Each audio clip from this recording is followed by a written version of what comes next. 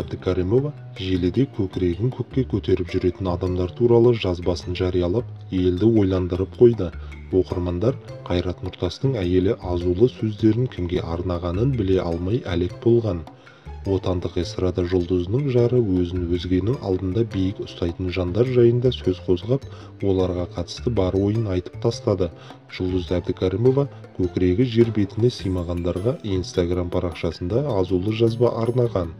Пенде мұрнын көкке көтерген сайын жүректен алыстайды екен. Мұрынмен бірге көкке жүрек емес кеуде көтеріледі. Оның аты көкірек. Қазақ мұны кеудесіне нан піскен дейді. Меніңше Алла берген мінездің бәрі көркем. Тек адам оны қолданатын ретін шатастырып алып жатады. Мысалы, өзін өзі жақсы көру дұрыс, ал өзін ғана ойлау эгоизм. Мейірімділік жақсы, ал көзсіз мейірімді болу өзін құрбан ету. Көкірек те сол сияқты.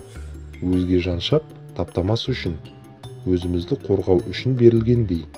Мұны да қазақ бір-ақ ауыз сөзбен түйіндеген. Еңкейгенге еңкей, атаңның қара құлы емес. Шалқайғанға шалқай, пайғамбардың ұлы емес. Көкіректері жер бетіне сыймаған жандарды көргенде, жердің астына барғанда, қуықтай ғана қабірге түскенде қайтер екен деп ойлаймын. Адамзаттың бәрі көкірегін көрсете алады. Әйтсе де, көрсете аламын деп келбеңдей берсек, адамдығымыздан не қалмақ? Үндемей қалғанның бәрі жуас, айқайлағанның бәрі азулы емес. Кейде ақылды болудың өзі үндемей қалу сияқты, деп жазды ол.